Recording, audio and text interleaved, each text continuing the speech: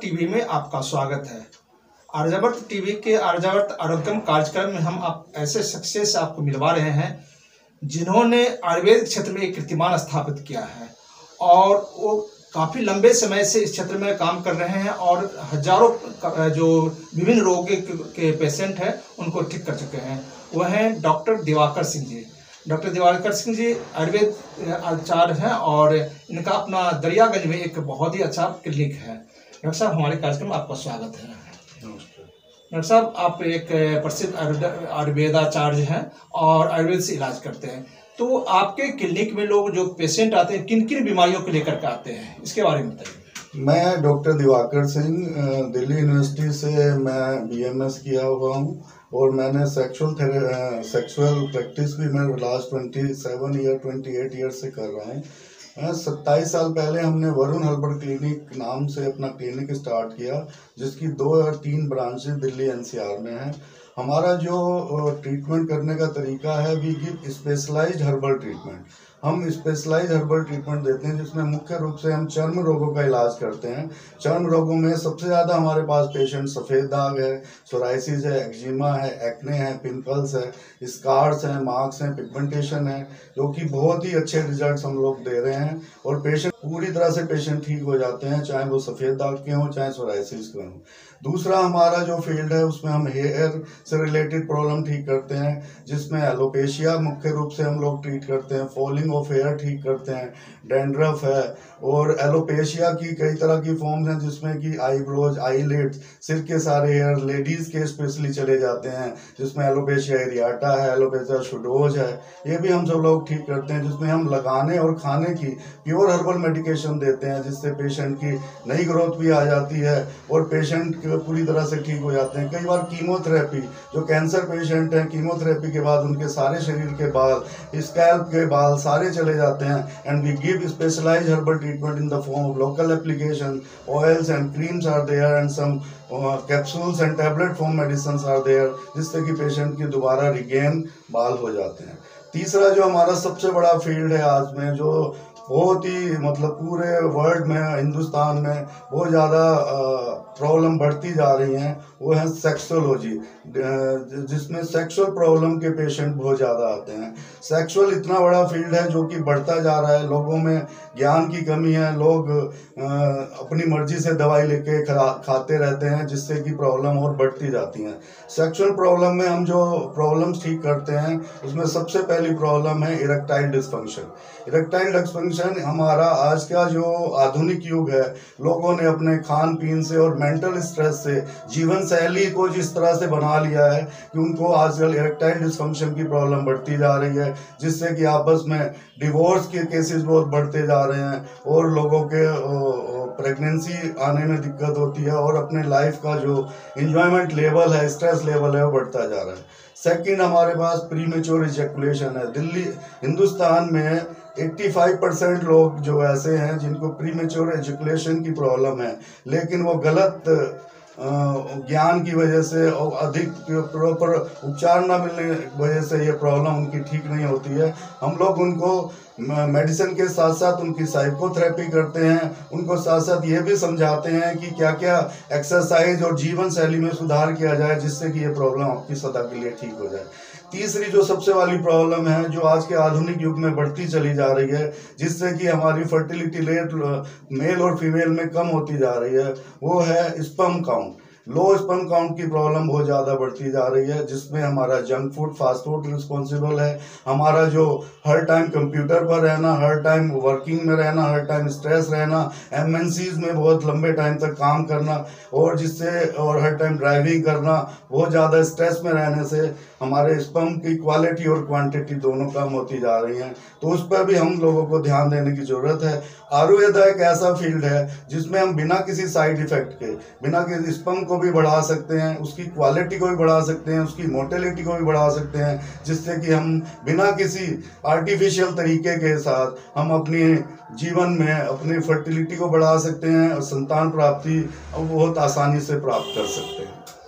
Doctor साहब, आपने कहा कि सही बात है कि जो सेक्सुअल प्रॉब्लम्स बहुत बढ़ती जा रही है, लोग तनाव में जी रहे हैं, इसलिए उनका परिवार भी बिखरता जा रहा है। जी। तो जो सेक्सुअल प्रॉब्लम होने का क्या मुख्य कारण होता है? सेक्सुअल प्रॉब्लम का मुख्य कारण है, एक तो हमारा जो आहार विहार है वो बहुत बड़ा कारण है। दूसरा हमारा रहन सहन, हमको किस तरह की प्रॉब्लम है। दूसरा फियर ऑफ सेक्स हो जाता है, कई बार कोई ऐसी घटना किसी के साथ कम उम्र में हो जाए जिससे कि उसको सेक्स के प्रति फियर हो जाता है। कई लोगों को कोई लंबी बीमारी हो जाती है जिसकी वजह से भी सेक्सुअल डिमिनिश हो जाता है। कई बार क्या होता है कि आनुवांशिक होता है कि भाई स्पर्म काउंट हमारा शरीर में स्पर्मेटिक काउंट बना ही नहीं रही है, तो उसका भी इलाज करना पड़ता है।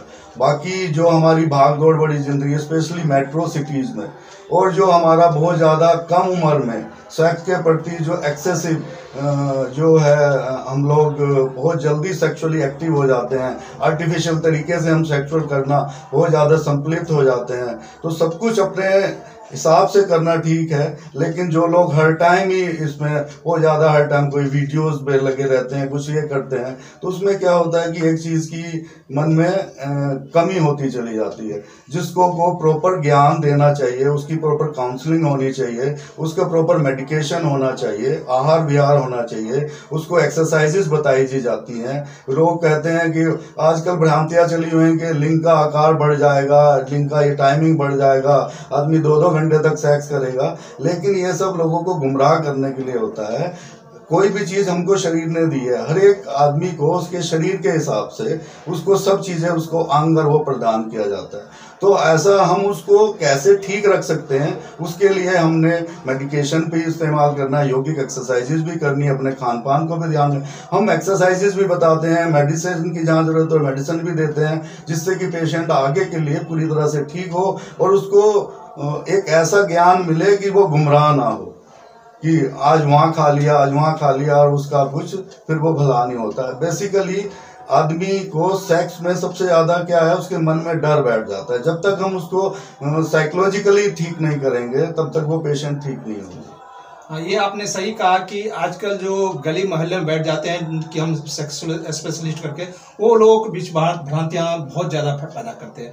तो अच्छा, मेन जो होता है सेक्स प्रॉब्लम में, एक लोग कहते हैं कि एक मास्टरबेशन लोग बच्चे युवा करते हैं, तो किसी का कहना है कि ज़्यादा मैंने वो करने से प्रॉब्लम होती है, और कुछ कहना है कि कोई ऐसा नहीं। तो आप क्या कहते हैं कि मास्टरबेशन क्या है, सही है या गलत है? मास्टरबेशन, एक तो मास्टरबेशन करने से शरीर में कोई नुकसान नहीं होता है, और वो सब कुछ शरीर जो है ऑटोमेटिकली उसको रेगुलेट कर लेता है, इम्प्रूव कर लेता है। लेकिन एक चीज़ मैंने अपनी पिछले 29-30 साल की प्रैक्टिस में मैं ये देख रहा हूँ कि आजकल कुछ लोग पहले भी थे, जैसे मैं 28-30 साल से प्रैक्टिस कर रहा हूँ, कि मास्टरबेशन आपने किया तो मास्टरबेशन करके शरीर, जितने मास्टरबेशन शरीर को चुकाया था उतना तो शरीर रिगेन कर लेगा।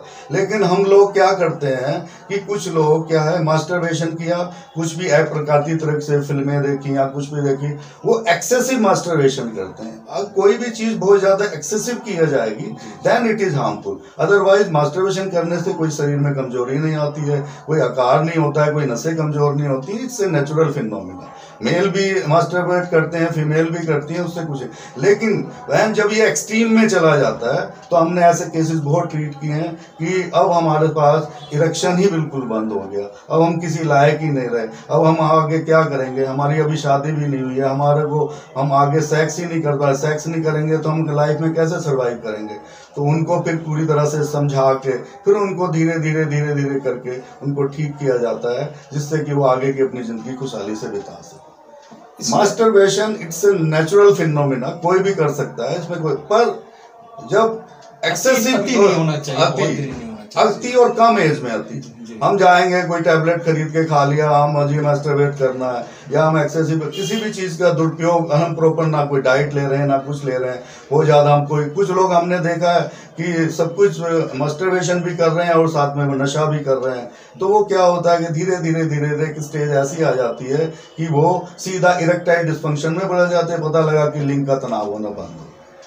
और ये इतनी बड़ी समस्या है कि अगर लिंग का तनाव नहीं होता है और आदमी बिना बताए कई बार मैरिज कर लेता है, कुछ हो जाता है, फिर वो घर को उठने के कगार पे आ जाता है। ये एक एंजॉयमेंट का फील्ड है। मेल और फीमेल की म्यूचुअल अंडरस्टैंडिंग से जितना भी अच्छी तरह से हम एक दूसरे को अंडरस्टैंड करेंगे, उतनी सारी प्रॉब्लम हम धीरे धीरे ऑटोमेटिकली करते ठीक करें। अगर कोई प्रॉब्लम है तो किसी कुशल डॉक्टर से मिलना चाहिए, चिकित्सक से मिलना चाहिए। सेक्सुअली जितनी भी प्रॉब्लम है बहुत इजीली ठीक होने वाली हैं, सब आसानी से ठीक हो जाती हैं और बहुत इंजॉयबल आदमी अपनी ज़िंदगी जी सकता है। ये जो सेक्सुअल प्रॉब्लम होती है, कई लोग बता नहीं पाते डॉक्टर सर्व के कारण या कुछ ऐसे समस्या बता नहीं पाते, तो जो ऐसे लोग आपके पास भी आते होंगे जो बताने से हिचकिचाते, तो उनको कैसे आप मोटिवेट करते हैं कि अपनी समस्या को बता सके? आजकल जो है मेरे पास अभी थोड़े दिन पहले 3-4 दिन पहले एक पेशेंट आते हैं मेरे पास कि मेरे को एक बच्चा हुआ और दूसरा बच्चा नहीं हो रहा है और मेरी वाइफ और मैं आपस में कुछ इस तरह से मतलब हमारे संबंध ठीक नहीं है, कुछ नहीं है मतलब। तो मैंने उनको कन्विंस किया और कन्विंस इतना किया कि मैंने कहा कि आप दोनों कभी आओ, अपनी मिसेस को भी लेके आओ, हम उनको समझाने की कोशिश करेंगे, आपको भी समझाएंगे, उनको भी समझाएंगे आपके तरीके। तो पता नहीं उन्होंने घर पे किस जाके कहा, वो दोनों पेशेंट मेरे पास आ गए। आफ्टर हमने आधा पौना घंटा उन दोनों पेशेंट को समझाया, उनकी मिसेस को समझाया कि भाई आप में भी सब ठीक है, आप में भी सब ठीक है, हम थोड़े थोड़े अपनी बॉडी में मॉडिफिकेशन करेंगे, कुछ एक्सरसाइजेस करेंगे, कुछ जहाँ पर ज़रूरत है हम आपको डाइट देंगे, आपका कुछ मॉडिफिकेशन हम आपकी बॉडी में करेंगे। कुछ लोग क्या है कि कुछ पेशेंट का वेट बहुत ज़्यादा होता है, कुछ पेशेंट में डिजायर नहीं होती है, जैसे लेडीज़ में कई की डिजायर बंद हो जाती है, किसी में सेकेंडरी इनफर्टिलिटी हो जाती है। तो हमने समझाया, तो वो समझाने के बाद हम ये निचोड़ में आया कि आधे घंटे के बाद उनकी जो मिसेज थी वो भी रेडी होगी कि नहीं मैं भी तैयार हूँ, अब मेरे को भी दवा दीजिए, मेरे हस्बैंड को भी दीजिए और हम चाहते हैं कि आगे से। तो इसमें क्या है कि जो भी प्रॉब्लम है आजकल वैसे जागरूकता आई है, अगर मेल में कमी है तो फीमेल उनको लेकर पेशेंट हमारे पास बहुत आते हैं, जो कि उनकी वाइफ लेके आती हैं, किसी की महिला मित्र हैं वो लेके आती हैं कि इनको इस तरह की ये प्रॉब्लम है। पहले नहीं होता था, पहले आदमी घुटता रहता था, डॉक्टर को नहीं बताता था, चुपचाप इधर उधर से टैबलेट लेके खा लिया, उससे असर हुआ तो ठीक है, नहीं तो ठीक है। दूसरा क्या होता है कि कई बार क्या है कि हस्बैंड वाइफ या महिला या पुरुष में आपस में क्या होता है कि संबंध इस तरह के होते हैं कि अगर मेल को कोई प्रॉब्लम है तो उसके फीमेल ने उसको बकायदा ठीक करने की बजाय उसको ताने मारने शुरू कर देते हैं, तेरे अंदर ये कमी है, तेरे अंदर ये कमी। उससे क्या होता है कि पेशेंट साइकोलॉजिकल इतना डिप्रेस हो जाता है कि वो एक तो डॉक्टर के पास भी नहीं जाता, ऊपर से वो ठीक होने की बजाय उसकी स्थिति और खराब हो जाती है, तनाव जीवन बीतता है उसकी सारी लाइफ। मैंने कुछ पेशेंट देखे हैं कि उनकी लाइफ 10 साल से हमने कुछ किया ही नहीं है, मेरे को ये नहीं होता वो, जबकि पेशेंट के वाइटल्स हम देखें, सब कुछ देखें, हष्ट-पुष्ट है, सब कुछ है, तो वो क्या है कि उसके दिमाग में एक चीज़ बिठा दी जाती है कि तुम्हारे अंदर ये कमी है। कोई भी कमी है किसी को भी हो सकती है, चाहे वो महिला है, पुरुष है, लड़की है, लड़का है, लेकिन ऐसी कोई प्रॉब्लम नहीं है सेक्सुअली में जो कि ठीक ना हो सके, चाहे वो स्पर्म काउंट की हो, चाहे इरेक्टाइल डिस्फंक्शन हो, प्रीमेच्योर इजैकुलेशन हो, चाहे वो लॉस ऑफ डिजायर हो, लॉस ऑफ लिबिडो हो, चाहे वो हमारे बच्चे ना हो रहे हैं, तो बच्चे भी हम नेचुरल तरीके से कोशिश करते हैं कि आदमी की अपनी फैमिली नेचुरल तरीके से ही हो, उसमें जो कमी है उसको हम शॉर्ट आउट करके, चाहे वो मेल की है चाहे वो फीमेल की है। हमारे क्लिनिक में मेरी जो मिसेज हैं डॉक्टर मंजू सिंह, वो महिला पेशेंटों को देखती हैं, फीमेल इनफर्टिलिटी के सारे पेशेंट देखती हैं, मैं मेल इनफर्टिलिटी को देखता हूं। आज काफ़ी लोग हमारे क्लिनिक में लाभान्वित हुए हैं और उनको अपने घर में उनके बच्चे के साथ उनकी किलकारियां गूंज रही हैं। एक मैंने ये कि सेक्सुअल प्रॉब्लम एक साइकोलॉजिकल प्रॉब्लम ही बनती जा रही है। अच्छा, हम दूसरी बात करें कि अभी बात इनफर्टिलिटी, मेल इनफर्टिलिटी, तो जो पुरुषों में जो बांझ में इनफर्टिलिटी होता है उसका क्या कारण होता है? पुरुषों में जो मेल इनफर्टिलिटी का जो मेन कारण है, सबसे पहला कारण है कि तनाव ना होना। तनाव ही नहीं होगा तो वो इनफर्टिलिटी तो ऑटोमेटिकली होगी, तनाव नहीं होगा तो person is not able to penetrate.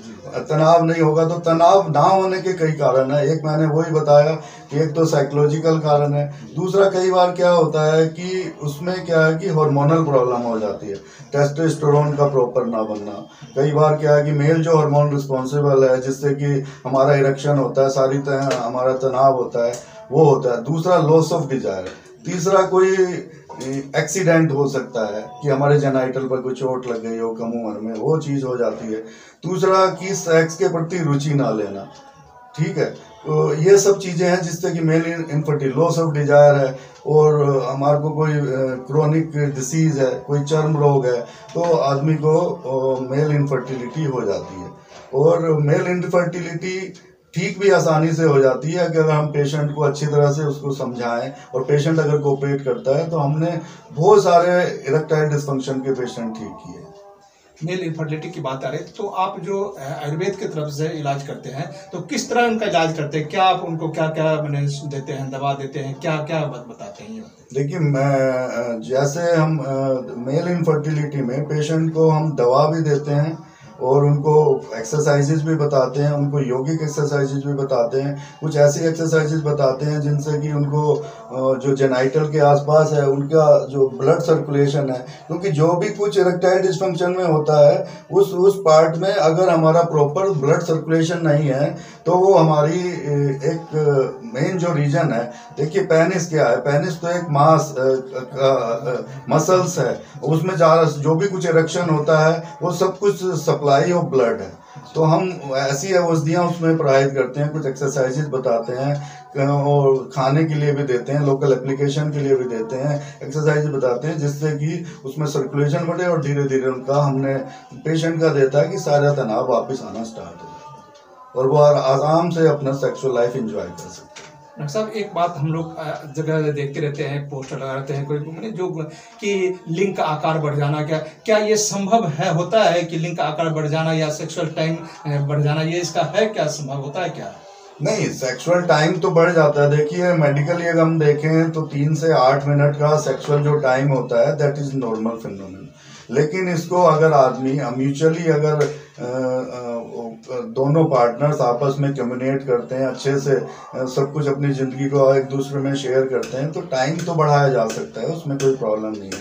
लेकिन जहाँ तक बात है कि कुछ लोग ब्राह्मण प्रचार करते हैं, लिंग का साइज बढ़ जाता है, ये बढ़ जाता है, देखिए जितना भी आदमी की संरचना है, चाहे वो मेल है चाहे फीमेल है, उसके हिसाब से उसके अंग दिए ऊपर वाले ने हमको दिए।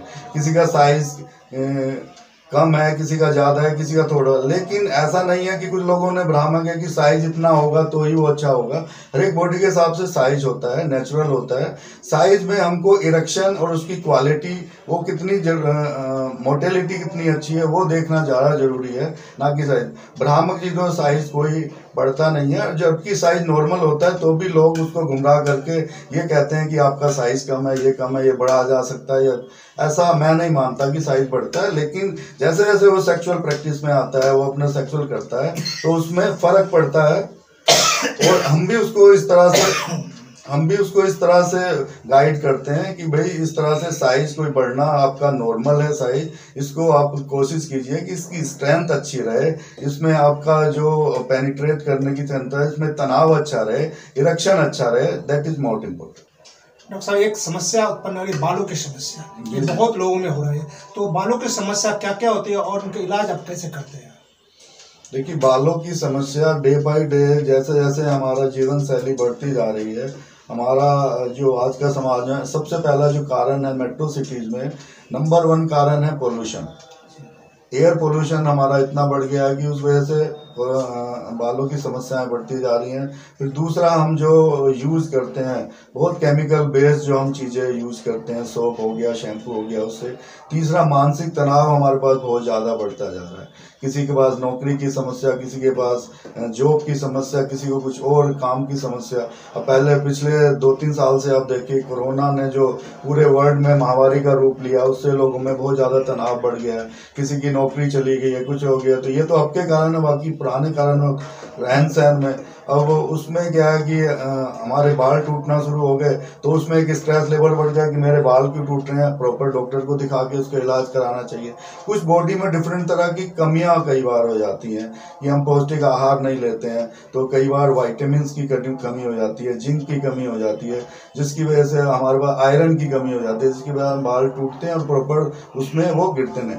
बाल टूटना एक समस्या नहीं है जिसका कि बाल टूटना खाली एक समस्या नहीं है, बाल का ना उगना इज द मेजर प्रॉब्लम। एक बाल किसी के टूटते हैं, 100 टूटते हैं और वो उतने ही संख्या में वापस आ रहे हैं तो उसको हम नॉर्मल कहेंगे। बाल की समस्या तब गहर आती है जबकि बाल तो हमारे 10-5 गिर रहे हैं, हमको नजर भी नहीं आते, लेकिन वो रिग्रो नहीं करते हैं, तो धीरे धीरे धीरे थिनिंग ऑफ हेयर होती है और धीरे धीरे थिनिंग ऑफ हेयर करके एक टाइम ऐसा आता है कि patient going to a word, patient गंजापन आना स्टार्ट हो जाता है। तो आयुर्वेद में बहुत सारी ऐसी औषधियाँ हैं, बहुत सारे ऐसे ऑयल्स हैं, बहुत सारे ऐसे क्रीम्स हैं जो कि मैं पर्सनली अपने हाथ से बनाता हूँ और मैं पिछले 30 साल से उसको इस्तेमाल भी करा रहा हूँ, जिससे कि पेशेंट इजीली न्यू ग्रोथ भी कर लेता है। अगर उसको फॉलिंग हेयर है तो वो भी रुक जाती है, क्वालिटी ऑफ हेयर इंप्रूव हो जाती है, क्वांटिटी ऑफ हेयर इंप्रूव हो जाती है।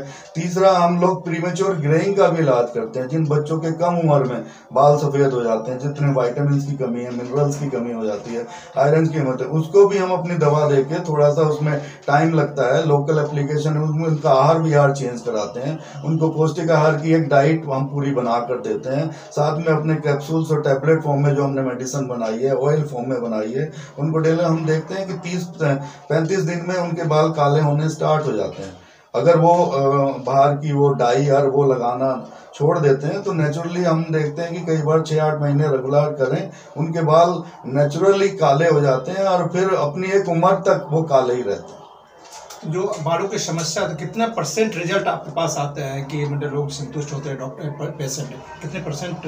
देखिए, जहाँ तक बाल्डनेस का सवाल है तो हम पेशेंट को पहले चेक करते हैं, उसमें हमको पता लग जाता है कि फॉलिकल्स की क्वालिटी क्या है। फॉलिकल देखने से हमको पता लग जाता है, we are practising from last 27-28 years, कि हमको इनके बाल आ सकते हैं कि नहीं आ सकते। हम पेशेंट को पहले दिन समझा देते हैं कि आपके बाल फॉलिकल्स की स्थिति ये है, अगर हम उन पर मेडिसिन देंगे, आपको कुछ एक्सरसाइजेस बताएंगे, आपको कुछ लोकल एप्लीकेशन देंगे तो उनके बाल आ जाते हैं। कुछ लोगों का हमने देखा है कि कुछ लोगों के क्या है कि जैसे कंप्लीट बॉल्ड कोई हमारे पास आदमी आता है तो हम उनका एरिया देख के ये बता देते हैं कि आपका ये वाला पोर्शन नहीं आ सकता। जैसे किसी का फ्रंटल है, टेम्पल रिसीडिंग है, तो कई बार क्या होता है कि टेम्पल जो एरिया है वो नहीं आता है तो हम उसको बता देते हैं, लेकिन कई का बीच वाला जो पोर्शन होता है उसमें आराम से हेयर आ जाते हैं, तो हम उसको कहते हैं कि with the supports of exercises and medicine आपके बाल आ सकते हैं, आप मेहनत करो और लोगों के बाल आ जाते हैं। अच्छा, 2 साल से हम कोरोना से गुजर रहे हैं, उस दौरान मैंने आयुर्वेद में कोरोना के क्या क्या दवाएं हैं जो मतलब ज़्यादा सफल हो रही है? आयुर्वेद में जो हमने हमारा तो मिनिस्ट्री ऑफ आयुष ने एक दवा भी बनाया है जिसका आयुष 64 के नाम से दवाई बनाया है, बहुत इफेक्टिव है। आयुष काढ़ा है जिसमें हमने 3-4 चीज़ों का मिश्रण बना के वो काढ़ा बनाया, बहुत इफेक्टिव है। गिलोय का बहुत ज़्यादा यूज हुआ है आयुष में, अश्वगंधा का बहुत ज़्यादा यूज हुआ है जिसके रिजल्ट भी देखे हैं। और आयुर्वेद ने कोविड को हराने के लिए चारों तरफ से इतना मजबूत, हमारे हॉस्पिटल्स में भी और सारे आयुर्वेदिक डॉक्टर्स ने इतना अच्छा काम किया कि पेशेंटों को घर पर ही ठीक किया। और जिन लोगों ने साथ साथ एलोपैथिक जो एडमिट भी हुए और उन्होंने साथ में आयुर्वेद को अपनाया, योग को अपनाया, तो ये रिजल्ट देखने में आया, जो पेशेंट 10 दिन में रिक्योर होना था वो 5 दिन में हो गया, जो महीने में होना था 15 दिन में हो गया। तो आयुर्वेद में हमारे ने गिलोय ने बहुत अच्छा काम किया, अश्वगंधा ने बहुत अच्छा काम किया, बाकी बहुत सारी हर्ब्स हैं जो काढ़े में हमारे डली हैं, वो दालचीनी हो गया, और ये सब चीज़ें बहुत अच्छे रिजल्ट रहे। आप इतने सालों से, तो आपके क्लिनिक में कोई आना चाहे, पेशेंट मिलना चाहे, तो कैसे आप संपर्क कर सकते हैं आपसे? हमारा क्लिनिक दिल्ली में, सेंट्रल दिल्ली में लोकेटेड है एक क्लिनिक, दूसरा क्लिनिक हमारा एनसीआर में है। तो कोई भी आदमी, हमारी साइट है varunherbal.com के नाम से, दोनों हमारे क्लिनिक गूगल मैप पे हैं। कोई भी डॉक्टर क्लिनिक के नाम से, हमारे नाम से सर्च करेगा, इजीली उसको लोकेशन मिल जाती है और वो आराम से यहाँ पर क्लिनिक आ सकता है। दोनों क्लिनिक की हमारी मेट्रो कनेक्टिविटी है और बिल्कुल सेंट्रली लोकेटेड है। मेरा फ़ोन नंबर है 9811350305। हम आयुर्वेद से आपने बात की, और क्या क्या मैं जैसे कि आयुर्वेद से और किन किन बीमारियों का हम आप लोग इलाज करते हैं अपने क्लिनिक में? आयुर्वेद में स्किन का बताया, चर्म रोग का हम सारा इलाज करते हैं, चर्म रोग का, सेक्सुअल के जितने भी डिसऑर्डर हैं सब इलाज करते हैं, बालों की सारी समस्याओं का इलाज करते हैं। एक हम बहुत अच्छा हमारा उपचार चल रहा है पिछले 28-30 साल से, जो कि आजकल बहुत भयानक रूप लेती जा रही बीमारी, जो है बवासीर, जिसको पाइल्स बोलते हैं, जिसके 3 रूप जनरली होते हैं, पाइल्स, फिस्टुला, फिशर। तो पाइल्स में क्या होता है, सिंपल मस्से होते हैं जो गुदा के द्वार पर हो जाते हैं, अंदर भी हो सकते हैं बाहर भी हो सकते हैं। ब्लीडिंग पाइल्स होते हैं, नॉन ब्लीडिंग पाइल्स होते हैं। फिर फिशर होता है जिसमें कट हो जाता है। फिर फिस्टुला होता है जिसमें एक ओपनिंग बाहर होती है एक अंदर होती है। पस डिस्चार्ज होता है, पेशेंट को बहुत पेन होता है, मल जाने में, शौच जाने में उसको बहुत कष्ट होता है, और वो कई बार ऑपरेशन भी करा लेता है तो उसके बाद भी उसको दोबारा रिलैप्स हो जाता है। ऐसे केसेस मेरे पास बहुत आए। तो हम आयुर्वेद में हमने बहुत अपना गहन अध्ययन करके हम लोगों को इस तरह की दवाइयाँ बना के दे रहे हैं। एक तो कॉन्स्टिपेशन उसमें कारण है, और बाद में कई बार लीवर डिसऑर्डर भी हमने उसमें कारण देखा गया कि उसमें अनुवांशिक भी है। कुछ लोगों की जो हैबिट होती है उसकी डेफिकेशन की बहुत गलत होती है, बहुत जोर लगा के कॉन्स्टिपेशन है तो वो बहुत जोर लगा के शौच जाते हैं जिससे कि उनको पाइल्स के मस्से बन जाते हैं। तो हम लोग उसमें खाने और लगाने के लिए हमने दवा बनाई हुई है, जिसमें हम लगाने के लिए भी दवाई देते हैं और सुबह शाम खाने के लिए देते हैं। हमने जो दवाई बनाई कोई पाउडर नहीं है, कोई पुड़िया नहीं, कैप्सूल्स और टैबलेट फॉर्म में बनाई हुई है, जिससे हम सुबह ब्रेकफास्ट और डिनर के बाद देते हैं। बहुत अच्छे हमने मतलब रिजल्ट हैं। हम लोग बिना ऑपरेशन के ही कोशिश करते हैं कि हमारे पास जो भी पेशेंट आ जाए वो ठीक हो जाए। और सबसे पहले हम ब्लीडिंग पाइल्स के जो भी पेशेंट आते हैं उनको आहार विहार चेंज कराते हैं, उनका डेली रूटीन चेंज करा के, और अपने पास से स्पेसिफिकली मेडिसिन देते हैं जिनकी उनकी ब्लीडिंग जिस दिन से वो ट्रीटमेंट स्टार्ट करते हैं ब्लीडिंग रुकनी स्टार्ट हो जाती है। और धीरे धीरे हमने किया कि अगर पेशेंट हमारे कहे अनुसार जितना हम ड्यूरेशन उसको ट्रीटमेंट का बताते हैं, वैसे किसी को 3 मंथ्स लगते हैं, किसी को 4 मंथ, किसी को 6 मंथ, तो हम देखें कि मस्से बिल्कुल सूख कर पाइल्स बिल्कुल खत्म हो जाते हैं। आयुर्वेद में सभी रोगों का इलाज है कह रहे हैं डॉक्टर साहब दिवाकर जी, और उनका सफलतापूर्वक इलाज किया जा सकता है। डॉक्टर साहब हमारी इतनी जानकारी देने के लिए बहुत बहुत धन्यवाद। Thank you.